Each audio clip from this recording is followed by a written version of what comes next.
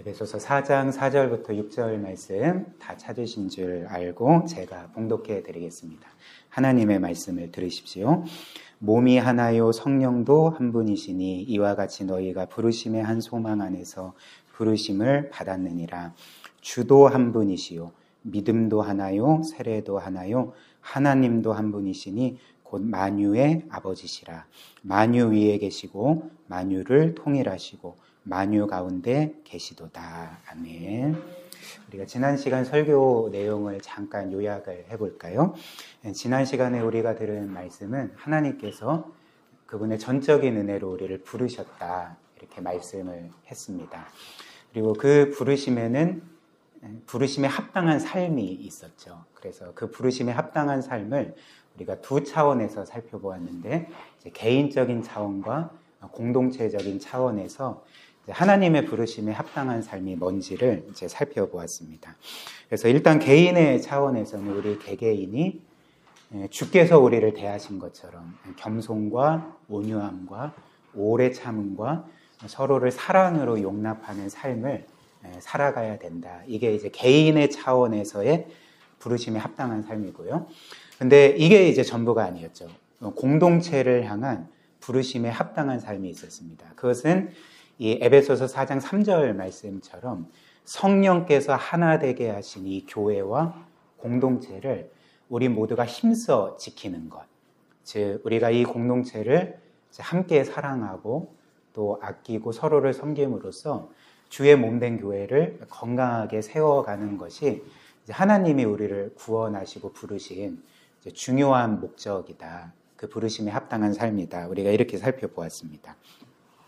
그리고 이어서 본문 말씀은 다시 한번 하나님이 우리를 부르신 것에 대해서 이렇게 말하는 거죠. 4절 말씀 한 번만 더 보십시오. 몸이 하나요 성령도 한 분이시니 이와 같이 너희가 부르심의 한 소망 안에서 부르심을 받았느니라. 그래서 지금 4절 말씀은 하나님께서 우리를 부르셨을 때에 어떻게 부르셨냐면 몸이 하나인 것 같이 하나가 되도록 부르셨다, 이렇게 말씀을 합니다. 그리고 후반절에 보면 우리를 한 몸처럼 하나 되게 하셨을 뿐만 아니라 이제 한 소망 안에서 우리를 부르셔서 하나가 되게 하셨다, 이렇게 말씀을 하는 거죠. 그리고 이는 우리에게 교회의 본질에 대해서 알려줍니다. 즉, 교회가 어떤 곳이고 또 어떤 곳이 되어야 하는지, 그리고 우리는 이 교회와 공동체를 어떤 모습으로 세워가야 되는지를 알려주는 말씀이라 할 수가 있는 거죠. 그래서 저는 오늘 여러분들과 함께 이 말씀을 통해 교회란 어떤 곳인지, 그리고 우리가 교회를 어떻게 함께 세워가야 되는지를 함께 살펴보고자 합니다. 4가지로 살펴보고자 하는데요. 첫 번째는 교회는 그리스도의 몸이라는 것, 그리고 두 번째는 교회는 성령께서 하나 되게 하신 공동체라는 것, 그리고 세 번째는 우리가 이렇게 하나 됐을 때 한 소망 안에서 하나 되었다는 것, 그리고 마지막 4번째는 이 말씀을 우리의 교회와 우리의 삶 가운데 실제적으로 적용을 하고 말씀을 마무리하도록 하겠습니다. 첫 번째, 교회는 그리스도의 몸. 두 번째, 성령께서 하나 되게 하셨다는 것. 세 번째, 한 소망 안에서 하나 되게 하셨다는 것. 그래서 첫 번째로 이제 교회는 그리스도의 몸된 하나된 공동체라는 거죠. 4절 말씀처럼요. 그래서 4절은 몸이 하나인 것처럼 하나님께서 너희를 하나 되게 하셨다 말씀하지 않습니까? 즉, 우리를 하나 되게 하셨을 때 우리의 몸과 같이, 한 몸과 같이 하나가 되게 하셨다, 이렇게 말씀을 하는 것입니다. 그리고 성경은 우리가 이렇게 한 몸과 같이 하나가 되었다고 할 때 이제 그 몸을 가리켜서 이제 그리스도의 몸이라고 말하는 거죠. 즉, 교회는 그리스도의 몸이 된 거다, 이렇게 말을 합니다. 그래서 그 에베소서 4장 11절과 12절 말씀 한번 보십시오. 이제 이렇게 말하지 않습니까? 그가 어떤 사람은, 즉 하나님께서, 성령께서 어떤 사람은 사도로, 어떤 사람은 선지자로, 어떤 사람은 복음 전하는 자로, 어떤 사람은 목사와 교사로 삼으셨으니, 즉 이는 하나님께서 교회 안에 사역자들을 세우셨다는 말입니다.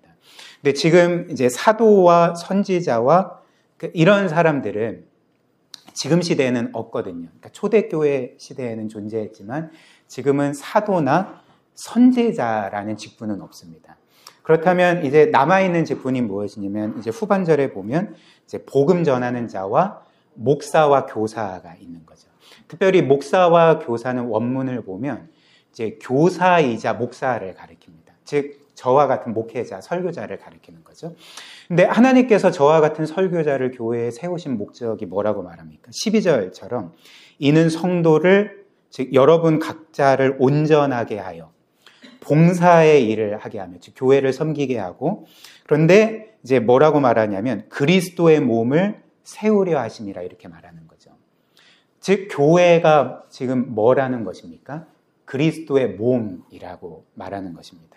그리고 에베소서 5장 29절과 30절도 한번 보십시오. 이렇게 말하죠. 제가 나눠드린 악보 뒤편에 있습니다. 누구든지 언제나 자기 육체를 미워하지 않고 오직 양육하여 보호하기를 그리스도께서 교회에게 함과 같이 하나니 즉 그리스도께서 교회를 양육하고 보호하신다 이렇게 말씀을 하고 근데 30절에 뭐라고 말합니까? 우리는 그 몸의 지체임이라 즉 우리는 예수 그리스도의 몸이고 그 몸의 각각의 지체들이라는 것입니다. 그래서 그리스도께서 자신의 몸을 사랑하실 때에 그것은 우리를 사랑하시는 것과 같다는 거죠. 그래서 이 두 말씀이 우리에게 알려주는 사실은 하나님이 한 몸과 같이 우리를 하나로 만드셨을 때에 그 교회인 몸은 그리스도의 몸이다. 우리가 이 말씀을 통해 깨닫게 되고요. 근데 일단 여기에서 우리가 오해하지 말아야 될 부분이 있습니다. 이 교회라는 것이 그리스도의 몸이라고 할 때, 그러면 그리스도의 몸은 엄청나게 큰가 보다. 지금 전 세계의 성도들이 얼마나 많은가. 교회들도 너무나도 많지 않은가.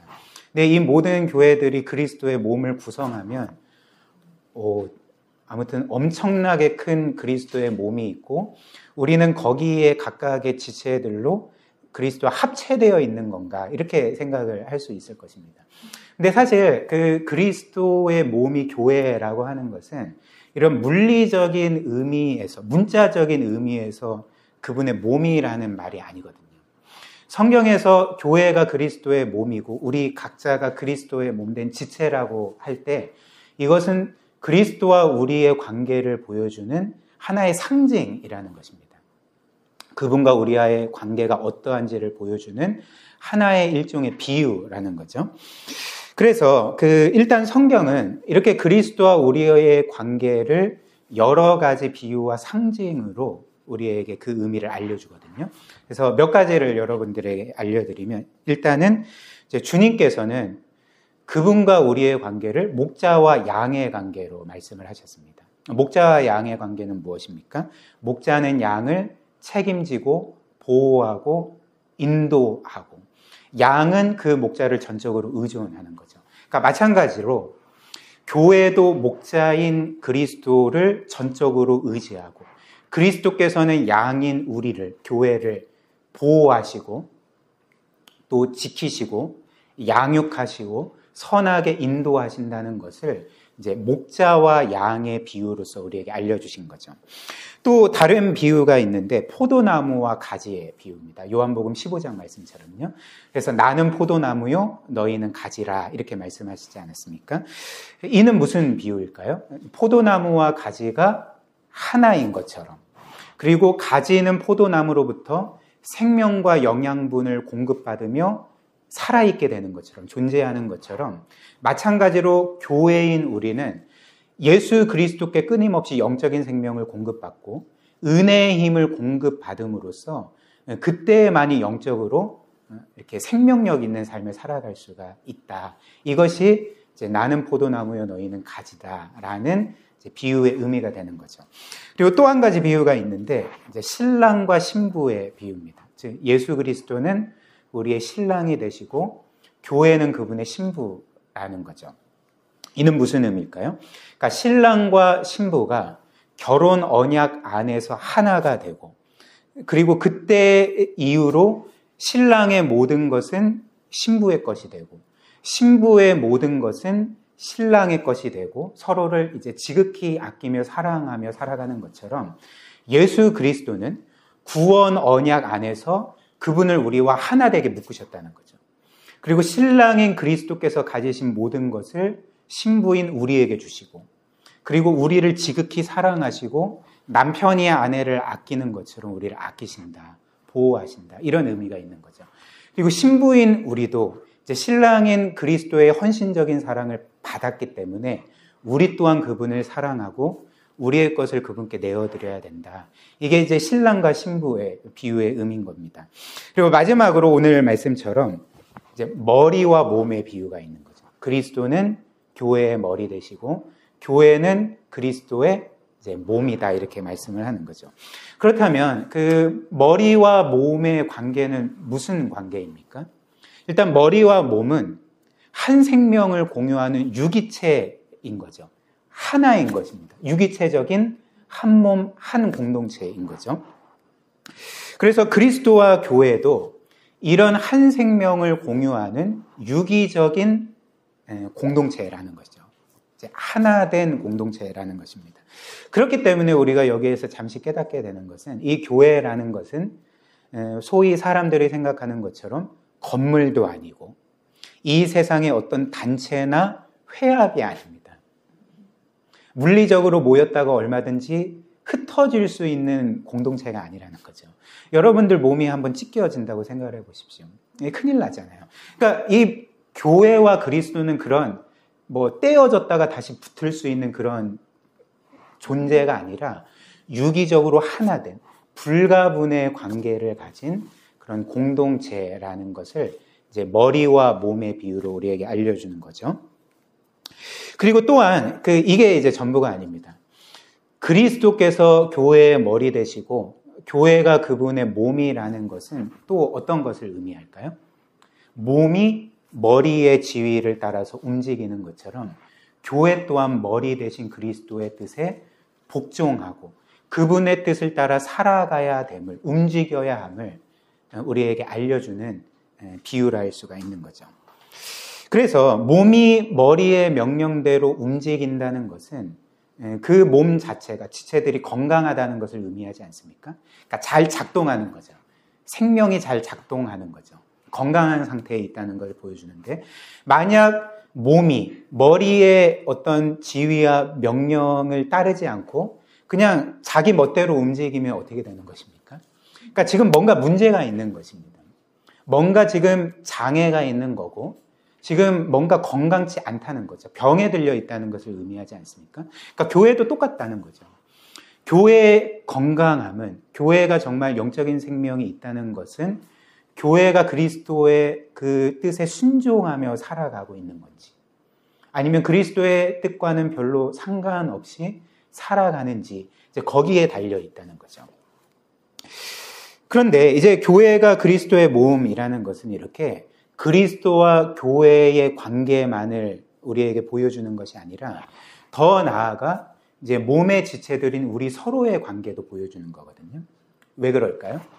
그러니까 그리스도께서 머리이시고 우리가 몸이라면, 그리고 우리 서로가 몸의 지체라면 그리스도와 우리만 지금 하나 되어 있는 것이 아니라 우리와 우리 서로가 하나 되어 있다는 것을 의미하는 거죠. 몸의 지체들이 하나인 것처럼 우리 서로가 그렇게 불가분의 관계를 가진, 영적으로 한 생명을 공유하는 하나된 공동체임을 우리에게 보여주고 있는 것입니다. 그리고 이렇게 우리 모두가 그리스도의 머리 아래 하나된 몸의 지체들이라면, 우리가 말 그대로 하나라면, 이는 무엇을 의미하냐면 우리 각자는 우리의 신앙생활을 살아갈 때에 우리 자신만을 위한 신앙생활을 결코 할 수 없음을 이 말씀이 우리에게 보여주는 것 아닙니까? 우리는 그리스도의 몸된 지체 중에 한 지체로서 다른 지체들을 위해서, 그리고 몸 전체를 위해서 살아가야 되는 존재들임을 우리가 이 말씀을 통해 깨닫게 되는 거죠. 예를 들면 여러분들도 몸에 지체들이 있지 않습니까? 팔, 다리가 있고 눈, 코, 입이 있고 또 우리 안에 여러 장기들이 있죠. 근데 예를 들면 우리 몸의 지체 중에 오른팔이 어느 순간 이런 선언을 하는 겁니다. 나는 이제 나 홀로 살 거다. 이제 나는 이 몸의 지체가 아니고 나는 독립할 거야. 그리고 너희들은 나의 유익을 위해서 존재해야 돼. 나는 너희의 유익을 위해서 일하지 않을 거야 하면서 이제 그때부터 오른팔이 그냥 가만히 있는 거예요. 그냥 아무 일도 하지 않고 움직이지 않고 가만히 있는 겁니다. 그러면 그렇다면 어떤 일이 일어나게 될까요? 그러니까 그 오른팔은, 독립선언한 그 오른팔은 점점 더 쇠약해질 것입니다. 그러니까 움직이지 않으니까 점점 더 쇠약해질 거고 병들게 될 거고, 그 결과 어떻게 되겠습니까? 이 영향이 몸 전체에 영향을 주어서 몸 전체가 약해지게 되고 병들게 돼버리게 되겠죠. 그러니까 교회도 마찬가지라는 거죠. 교회를 이루는 우리 모두는 우리 홀로 신앙생활하는 것이 아닙니다. 우리는 이미 그리스도의 몸된 지체로 하나 되었고 한 생명을 공유하고 한 몸을 세워가는 그런 성도들인 거거든요. 그렇기 때문에 우리는 우리 자신만을 위해서 신앙생활하는 사람들이 아니라 이제는 우리와 함께 한 몸 이룬 지체들을 위해 존재하는, 지체들의 신앙의 유익을 위해 존재하는, 그들을 사랑하고 섬기는 신앙생활을 마땅히 해야 되는 그런 주의 몸된 지체들로서 존재하게 되는 거죠.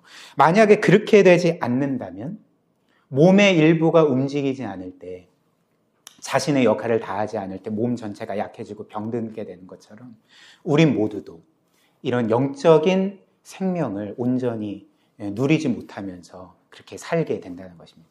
그러니까 이것이 바로 교회와 그리스도의 관계고 또 교회의 몸의 지체들인 우리 서로의 관계라는 거죠.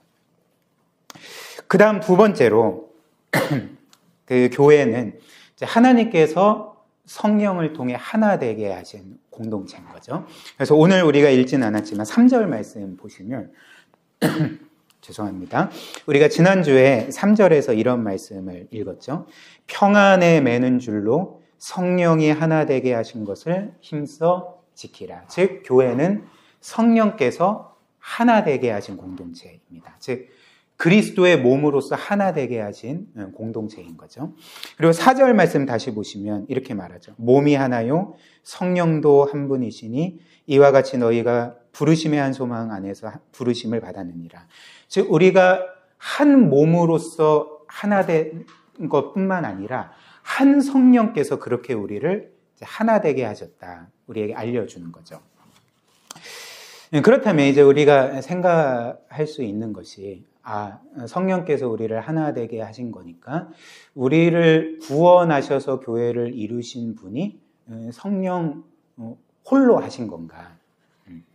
그 성령만이 그 일을 하신 건가? 이렇게 생각을 할 수도 있겠지만, 그러나 성경이 우리에게 일관적으로 알려주는 사실은 우리의 구원은 사실 성부 홀로 이루신 것도 아니고 성자 예수님 홀로 이루신 것도 아니고 성령 하나님 홀로 이루신 것이 아니라 삼위일체 하나님 모두가 말 그대로 함께 이루신 구원이라는 것입니다.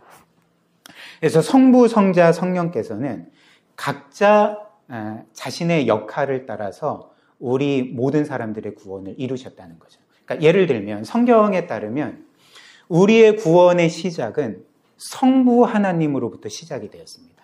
그래서 요한복음 3장 16절 말씀과 같이 어떻게 말합니까? 하나님이 세상을 이처럼 사랑하사라고 말씀을 하는 거죠. 여기에서 하나님이라는 것은 성부 하나님을 가리키고 성부 하나님께서 영원 전부터 우리 죄인들을 사랑하셔서 구원의 계획을 세우셨다는 거죠.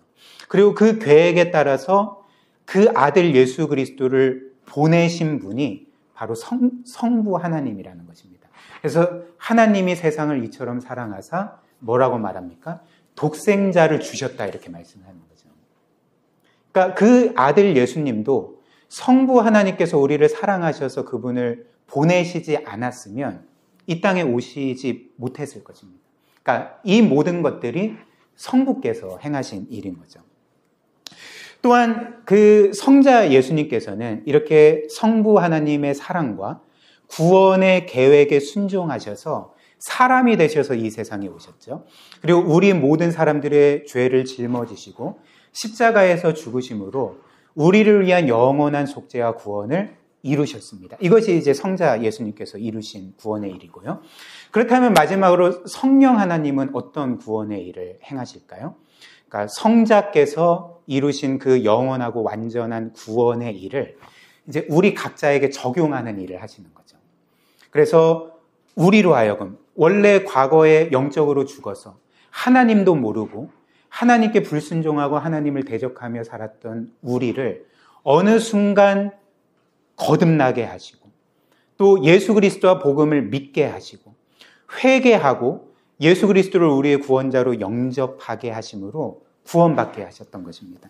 그리고 오늘 말씀처럼 우리 각자가 구원받았을 뿐만 아니라 더 나아가 이런 주와 말씀의 교회 같은 교회로 하나 되게 하신 거죠. 3절처럼 성령께서 하나 되게 하신 것. 우리를 이렇게 각자를 하나 되게 하시고 이제 이후에 끊임없이 하나님이 우리를 사랑하시고 은혜를 베푸시고 우리를 선대하시고 섬기신 것들을 기억나게 하심으로써 이제 우리 각자가 서로를 사랑하고 위해주고 끝없이 받아주고 섬기게 하시는 모든 일들을 성령 하나님께서 행하신다는 것입니다. 그래서 결론적으로 이렇게 이 교회라는 것은 성령께서 우리 각자를 이제 하나 되게 하신 공동체다라는 거죠. 그리고 마지막 이제 세 번째로 교회는 한 소망 안에서, 한 믿음 안에서 하나 된 공동체입니다. 4절과 5절 한 번만 다시 보십시오. 몸이 하나요, 성령도 한 분이시니 이와 같이 너희가 부르심의 한 소망 안에서 부르심을 받았느니라. 한 소망 안에서 부르심을 받았느니라. 주도 한 분이시요 믿음도 하나요 세례도 하나요 라고 말합니다. 성경은 우리가 하나 된 것이 우리가 본 것처럼 성령께서 하나 되게 하셨을 뿐만 아니라 또 그리스도의 몸으로서 하나 되었을 뿐만 아니라 한 믿음과 한 소망 안에서 하나가 되었다 이렇게 말하는 거죠. 그렇다면 여기에 나오는 한 믿음과 한 소망이 무엇일까요? 일단은 한 믿음이 무엇이겠습니까? 우리가 이렇게 하나 될 수 있었던 그 믿음이 어떤 것이었을까요? 여러분들이 믿고 고백하는 그 믿음, 즉 우리의 하나님께서 단지 이 세상 만물을 창조하신 창조주요, 주권자요, 만왕의 왕이실 뿐만 아니라 그 하나님은 우리를 지극히 사랑하시는 분이라는 거죠. 우리와 같은 죄인을 거부하지 아니하시고 내치지 아니하시고 오래 참고 기다려주시고 우리를 결국은 구원하시는 그 사랑이 많으신 아버지 하나님이라는 믿음인 거죠. 그리고 우리 각자를 구원하실 때에 우리의 행위나 공로나 자격에 따른 것이 아니라 그분의 전적인 사랑으로서 값없이 우리를 용서하시고 또 은혜로 전적으로 받아주시고 자녀로 세워주셔서 이렇게 우리가 그리스도의 한 몸 일은 하나가 되게 하셨다는 그 믿음이 바로 이 성경이 우리에게 말하는 한 믿음인 거죠. 그렇다면 또 한 소망이 무엇이겠습니까? 이 한 소망은 이렇게 우리를 구원하신 하나님께서 우리를 향해 가지신 그 사랑과 영원한 그 신실하심이 결코 취소되지 아니하고 결코 변하지 아니하고 영원토록 지속된다는 소망인 것입니다. 그래서 우리가 확신할 수 있는 바가 무엇일까요? 혹시나 우리가 오늘이라도 이 세상을 떠날지라도 혹은 성경이 약속한 것처럼 예수 그리스도께서 천군 천사와 함께 이 세상의 심판주로서 지금 당장 오신다 할지라도 우리는 이 소망 안에서 안전하다는 것입니다. 절대적으로 안전하고 우리는 삼위 하나님과 영원한 나라에 들어가서 영원한 기쁨과 복락을 누리게 될 것이라는 것이 바로 이 소망이라는 거죠. 그렇기 때문에 우리는 이 한 믿음과 한 소망 안에서 그리스도의 몸이 되고 우리 서로가 이제 하나가 되었다는 거죠. 이것이 바로 교회는 한 믿음과 한 소망 안에서 하나 된 공동체라는 오늘 성경의 메시지라는 겁니다. 그렇다면 이제 마지막으로 이 말씀을 우리의 삶과 교회에 한번 적용을 해볼까요? 첫 번째 적용점은 이 말씀이 우리에게 알려주는 것처럼 우리의 신앙은 반드시 공동체적이 되어야 한다는 것입니다. 우리의 신앙은 개인의 차원에서 머물면 안 되고 반드시 공동체적인 신앙이어야 합니다. 오늘 우리가 본 말씀처럼 하나님은 우리를 구원하실 때에 우리 각자를 구원하셔서 우리 각자가 홀로 살아가도록 구원하신 것이 아닌 거죠. 그리고 교회를 다닌다 할지라도 뭔가 학원 다니는 것처럼 그렇게 신앙생활 하라고 우리를 구원하시고 부르시고 하나 되게 하신 것이 아닙니다. 하나님께서는 우리를 그리스도의 한 몸이 되도록, 한 믿음과 한 소망 안에서 진정한 하나가 되도록 우리를 그렇게 구원하시지 않았습니까? 그래서 제가 설교 초반에 말씀을 드렸듯이 만약에 몸의 한 지체가 다른 지체들과의 관계를 끊고 독립선언을 한다면, 이제 나 혼자 살 거다라고 독립선언을 한다면 이제 자기도 병들고 몸 전체가 병들게 되는 것처럼 교회의 원리, 그리고 우리 신앙의 영적인 원리도 똑같다는 거죠. 우리는 종종 이런 착각을 할 때가 있습니다. 내가 개인적으로 신앙생활을 잘하면, 기도생활을 잘하고 말씀 생활을 잘하고 뭔가 좀 이 세상을 경건하게 살면 내가 영적인 그 풍성한 생명을 누리며 살 수가 있겠지라는 착각을 하게 됩니다. 결코 그렇지 않습니다. 하나님께서는 우리를 그런 원리로서 구원하신 게 아닌 거죠. 말씀드린 것처럼 우리가 그리스도의 한 지체라면 우리는 우리 자신이 아니라 다른 지체와 몸 전체를 위해서 신앙생활을 할 때만이 진정으로 영적인 생명을 풍성히 누릴 수가 있습니다. 그렇기 때문에 우리의 신앙은 반드시 공동체적이어야 한다는 거죠. 이것이 우리에게 주는 첫 번째 적용점이고요. 그리고 두 번째, 마지막 적용점이 또 있습니다. 그것은 바로 우리는 그리스도 안에서 모든 이들을 받아줄 수가 있는 거죠. 왜냐하면 우리가 가진 한 믿음과 한 소망 때문에 그렇습니다. 오늘 우리가 이 말씀을 통해서 다시 한번 깨닫게 된 우리가 하나 될 수 있었던 그 한 믿음과 소망이 무엇이었습니까? 그러니까 하나님을 우리의 행위와 공적과 자격으로서 대하는 것이 아니라 하나님은 그분의 전적인 사랑과 은혜로만 우리를 대하신다는 거죠. 우리가 연약해도 불완전해도 죄가 많아도 상습적으로 죄를 짓는다 할지라도, 그래서 영적인 실패자로 살아간다 할지라도 하나님은 이런 모습을 따라 우리를 대하시는 것이 아니라 그분의 전적인 사랑과 은혜로만 우리를 대하신다는 거죠. 이것이 우리가 가진 믿음과 소망 아닙니까? 그리고 이 믿음과 소망 때문에 우리가 하나가 되었다면 결론적으로 우리가 깨닫게 되는 바가 무엇일까요? 누구든지 이 교회의 일원이 될 수 있고, 누구든지 은혜로 예수 그리스도의 지체가 될 수 있고, 누구든지 은혜로만 우리와 하나가 되고 받아들여질 수 있고 환영받을 수 있고 사랑받을 수 있고 섬김을 받을 수 있다는 것을 우리가 깨닫게 되는 거죠. 사실 이 세상에서 사람들은 소위 자신들과 다른 사람들과는 한 공동체를 이루지 않습니다. 이거는 어떤 면에서 사람들이 당연하다 생각하는 바가 아닙니까? 이 세상 사람들은 사실 자기들보다 뭔가 아래에 있다고 생각하는 사람들과는 어울리지 않는 거죠. 한 공동체를 이루지 않는 거죠. 그래서 이런 말이 있잖아요. 유명한 말, 유유상종이라고. 그래서 끼리끼리 모이는 거죠. 그래서 부한 사람은 부한 사람끼리, 또 학벌이 좋은 사람은 학벌이 좋은 사람끼리, 지위가 높은 사람은 지위가 높은 사람끼리, 또 뭔가 능력이 있는 사람은 똑같이 능력이 있는 유능한 사람들끼리 이렇게 모이게 되지 않습니까? 또한 뭐 출신 지역이나 정치적 색깔이나 이런 것들이 뭔가 맞는 사람들끼리 모이게 되어 있고 한 공동체를 이루게끔 되어 있지 않습니까? 그러나 우리가 계속 성경에서 복음에서 확인하고 깨닫게 되는 바는 무엇일까요?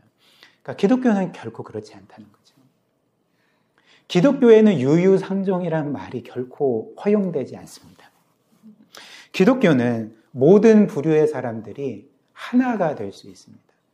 부도 상관없고, 지위도 상관없고, 학력이나 학벌도 상관없고, 능력도 상관없고, 그 어떤 것도 교회의 하나됨을 이루는데 문제가 될 수가 없다는 거죠. 왜 그럴까요? 계속 말씀드렸듯이 하나님은 우리를 받아주실 때 은혜로만 받아주시기 때문에, 누구든지 이 교회에 들어올 수 있는 유일한 조건이 은혜이기 때문에, 그 그리스도 안에서라면 모든 사람들이 사랑받고 환영받고 받아들여질 수 있기 때문에 이 교회라는 곳은 모든 이들이 이렇게 받아들여질 수 있는 공동체, 어떤 면에서 이 세상에서 유일한 공동체가 된다는 것입니다. 그리고 심지어 여기에는 이제 한 사람의 도덕도 전혀 상관이 없는 거죠. 이 세상에서 뭔가 사회적인 지탄을 받는 사람이라 할지라도, 정말 크고 많은 죄를 지은 사람이라 할지라도, 사람들이 골칫덩어리로 여기는 사람이라 할지라도 누구든지 은혜로 이 교회 안에 들어와 환영을 받을 수가 있는 것입니다. 이와 관련해서 그 팀켈러 목사님이 설교 중에 좀 이런 어떤 면에서 좀 재미있고 감동적인 예화를 하신 적이 있습니다. 이는 실제로 일어났던 일인데요. 그 미국의 유명한 그 연설가이자 사회학자이자 목사인 그 토니 캠폴로라는 사람이 있습니다. 그리고 이 토니 캠폴로는 그 과거 미국의 대통령이었던 빌 클린턴이라는 사람이 있었죠. 그 빌 클린턴의 영적인 멘토였기도 했습니다.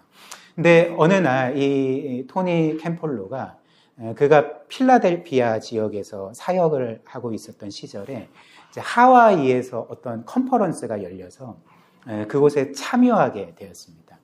근데 하와이와 그가 사역하던, 그가 거주하던 필라델피아는 이제 똑같은 미국인데도 불구하고 시차가 6시간이나 났다고 합니다. 그래서 토니 캠폴로가 이제 하와이에 도착해서 며칠간의 그 컨퍼런스를 이제 참여하면 이제 숙소에서 어찌됐든 그 또 생활을 하지 않습니까? 그런데 이런 시차 때문에 그 꼭 매일마다 새벽 3시쯤 깨는 거예요. 잠이 깨는 거예요. 그래서 계속 이제 새벽 3시쯤에 깨게 됐는데, 어느 날도 새벽 3시쯤에 잠에서 깨었는데 갑자기 이제 배가 고픈 겁니다. 그래서 이 토니 캠폴로가 좀 허기를 달래기 위해서 나간 거죠. 숙소를 나와서 지금 좀 영업하는 식당이 없나 이렇게 좀 찾아보니까 길거리를 걷다가 그 시간에 영업하고 있는 한 식당을 발견해서 이제 들어가게 됩니다. 그래서 음식을 시키고 이제 식사를 하게 되는데 옆 자리에 두 여성이 앉아 있었던 겁니다. 그리고 이제 가까웠기 때문에 그 두 여성이 나누는 대화를 어쩔 수 없이 듣게 된 거죠. 이제 그 대화를 통해 일단 깨닫게 된 것이, 이 두 여성의 직업이 그 율락 여성이었던 거죠. 그리고 그 중 한 여성의 이름이 이제 아그네스라는 것을 이제 듣게 됩니다. 근데 이제 그 아그네스가 자기의 친구에게 말하기를, 내일 내 생일이야. 내일은 내 생일이야 라고 이제 말을 하니까 그 친구 여성이 아그네스에게 그러면 너 생일 파티하니? 이렇게 이제 말했습니다. 근데 이 아그네스가 갑자기 좀 우울한 기색을 가지고 이런 슬픈 말을 하는 거예요. 지금까지 나는 그 살아오면서 단 한 번도 누군가 나에게 생일 파티를 해준 적이 없어 라고 이렇게 좀 슬픈 자신의 과거를 이야기를 했습니다. 그리고 나서 어느 정도 이제 대화를 나누다가 그 두 여성은 쓸쓸히 식당을 나가게 된 거죠. 그리고 곧바로 이 토니 캠폴로는 그 식당 주인의 이름이 해리였거든요. 그 해리에게 이런 놀라운 제안을 했습니다. 일단은 이렇게 물어본 거죠. 그 혹시 저 여성들을 아십니까? 라고 이제 물어보았고, 이 식당 주인인 해리가 그럼요. 저 두 여성은 늘 똑같은 시간, 이 새벽에 우리 식당에 찾아오는 걸요. 저는 이 두 여성을 너무나도 잘 압니다. 이렇게 말했습니다. 근데 그때 이제 토니 캠폴로가 이 식당 주인에게 놀라운 제안을 한 거죠. 그렇다면 혹시 당신만 허락을 하면 내일 새벽에 저 아그네스를 위해서 생일 파티를 해줍시다. 제가 생일 파티에 필요한 장식품들과 생일 케이크는 구입하겠습니다. 당신만 좋다면 저 여성을 위해서 좀 생일 파티를 해주고 싶습니다. 라고 제의를 했고, 식당 주인은 그럼 당신이 그토록 원한다면 나도 좋소. 그렇게 한번 해봅시다. 라고 하면서 이제 프로젝트가 시작이 된 거죠. 그리고 이제 이어서 토니 캠폴로는 이 주인에게 혹시나 이제 나와 그 식당 주인만 좀 생일 축하해주기는 좀 뭔가 어색하고 좀 초라하잖아요. 그래서 그 혹시 저 아그네스의 친구들을 아냐고, 혹시 아는 친구들 있냐고 하니까 이 해리가 그럼요. 저 친구들도 다 압니다. 왜냐하면 저 친구들도 우리 식당에 다 오거든요.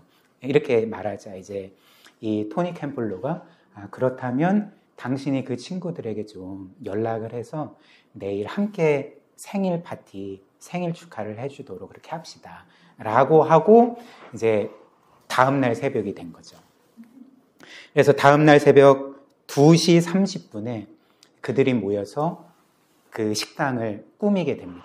생일 파티를 위해 장식을 하고 생일 케이크를 중앙에 또 데코를 해서 이렇게 예쁘게 놓고, 그리고 새벽 3시 15분쯤에 연락했던 그 아그네스의 친구들이 다 식당에 들어오게 됩니다. 그래서 자리에 앉게 되고, 근데 또 알고 보니까 그 아그네스의 친구들도 다 율락 여성들인 거예요. 어찌됐든 이렇게 다 준비가 되고, 이제 드디어 새벽 3시 30분에 주인공인 아그네스가 식당에 들어오게 되고, 거기에 있던 모든 이들이 이제 큰 소리를 지르면서 생일 축하 노래를 불러줬던 거죠. Happy birthday to you 이렇게 하면서 생일 축하 노래를 불러줬습니다. 그때 아그네스는 어떤 반응을 보였을까요? 그 아그네스는 너무나도 감격스러운 나머지 그 자기의 힘으로 서 있을 수가 없었습니다. 그래서 그 자리에 주저앉아서 이제 펑펑 울기 시작했고, 너무나도 울었던 나머지 이제 그 생일 케이크에 꽂혀진 촛불을 끌 힘도 없어서 그 식당 주인인 해리가 대신 이제 후 불어서 꺼주었습니다. 근데 이제 그 아그네스가 이런 너무나도 감격스러운 마음으로 거기에 모여있던 친구들과 이 토니 캠폴로와 그 해리라는 식당 주인에게 이런 말을 하는 거죠. 제가 생전 처음으로 생일 파티를 받아보고 생일 케이크를 받아보는데 이 생일 케이크 저에게는 너무나도 소중합니다.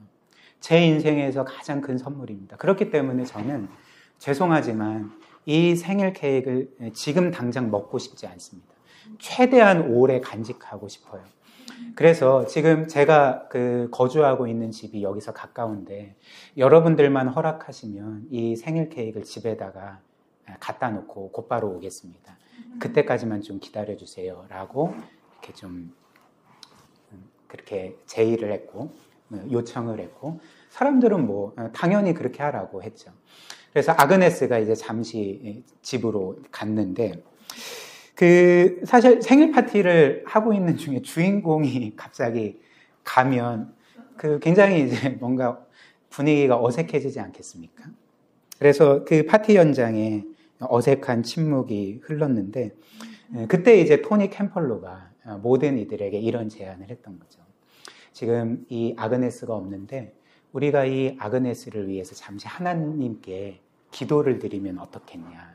그래서 이제 모든 이들이 동의를 하고 이 토니 캠폴로가 대표로 아그네스를 위해 기도했던 거죠.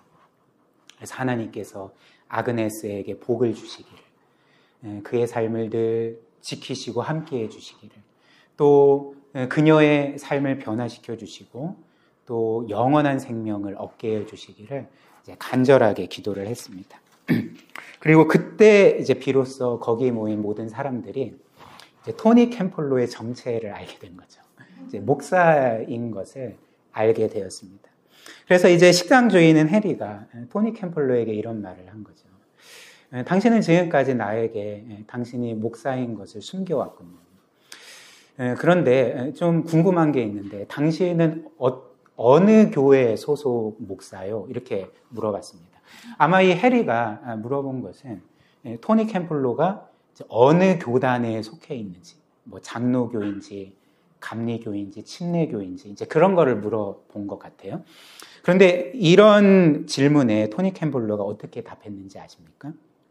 이제 그가 이렇게 답을 했습니다. 저는 새벽 3시 반에 율락 여성을 위해 생일 파티를 해줄 수 있는 교회 소속입니다. 라고 이제 답을 했습니다. 그러자 식당 주인 해리가 이렇게 말하는 거죠. 내가 알기로는 이 세상에 그런 교회는 존재하지 않는다. 당신 거짓말하는 거 아니냐? 어떻게 이 세상에 그런 교회가 있을 수 있냐? 만약 그런 교회가 있다면 내가 당장 그런 교회에 나가서 신앙생활을 시작하고 싶다. 이렇게 말을 했습니다. 사랑하는 여러분, 그런데 해리의 이런 그 황당해하는 반응과는 달리 새벽 3시 반에 율락 여성을 위해서 생일 파티를 해줄 수 있는 이 세상에서 단 한 곳이 있는데 그것이 바로 성경이 말하는 교회인 거죠. 원래 교회가 그런 곳이라는 것입니다. 그리고 마땅히 그런 곳이 되어야 하고 우리가 그런 곳으로 함께 이 교회를 세워가야 한다는 거죠. 그리고 특별히 교회가 본래 이런 곳이고 또 이런 곳이 되어야 한다는 것은 오늘 우리가 말씀에서 함께 배운 것처럼 교회는 그리스도의 몸이기 때문에 그런 곳이 되어야 한다는 거죠. 왜 그럴까요? 교회의 몸인 그리스도께서 이 세상을 사셨을 때 그처럼 새벽 3시 반에 율락 여성을 위해 생일 파티를 해줄 수 있는 그런 삶을 사셨기 때문에 그렇습니다. 그렇기 때문에 그리스도의 몸인 교회도 마땅히 그런 삶을 살아야 돼요. 그런 교회로 세워져 가야 한다는 거죠.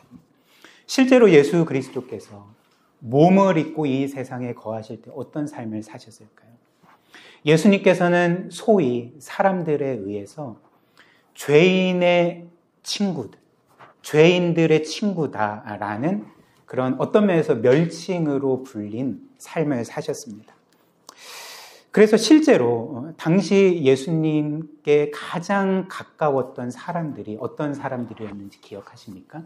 복음서를 보면 예수님과 늘 가까이 했던 사람들은 당시 가장 큰 죄인이라 여김받던 사람들이었습니다. 당시의 창녀들과 또 매국노였던 세리들과 또 여러 많은 죄인들이 늘 예수님의 친구로서 그분과 가까이 했던 거죠. 또 이런 죄인들뿐만 아니라 병든 자들, 가난한 자들, 또 장애가 있는 자들, 그렇기 때문에 이 세상에서 소외되고 사람들이 누구도 친구가 되어주려고 하지 않았던 사람들, 또 귀신 들린 그 비참한 삶을 살아가던 사람들을 예수님은 그들의 친구가 되어주셔서 늘 그들을 사랑하시고 위해 주시고 늘 환영해 주시고 받아주신 삶을 살지 않았습니까? 그렇다면 그리스도의 몸인 교회도 그런 삶을 살아야 하는 거죠. 특별히 예수 그리스도께서 마지막에 행하셨던 일이 무엇일까요? 이렇게 공생의 기간 동안 그분이 친구로서 그렇게 받아주셨던 모든 죄인들과 우리를 위해서 십자가에 못 박혀 죽임 당하심으로써 영원한 구원을 이루신 거죠. 왜 그랬을까요? 우리 같은 죄인들도 그분의 몸이 될 수 있게 하시기 위해서, 또 우리도 그 은혜로서 하나가 될 수 있게 만드시기 위해서 예수께서 우리를 위해 죽으시고 부활하시고 이제 조금 있으면 성탄절이 다가오는데 그 목적 때문에 이 세상에 아기 예수로서 오셨던 것 아닙니까? 사랑하는 여러분, 우리에게는 교회에 대한 이런 비전들이 있습니까? 정말 모든 이들이 은혜로만 환영을 받고 사랑을 받고 섬김을 받고 형제 자매요 가족으로 받아들여지는 그런 교회에 대한 비전이 우리에게 있습니까? 오늘 이 말씀이 우리에게 알려주는 이 교회의 본질에 따라서 또 그리스도의 몸으로서 우리가 마땅히 살아야 될 삶을 기억하며 이런 아름답고 복된 교회를 함께 세워가기를 주님의 이름으로 축복합니다.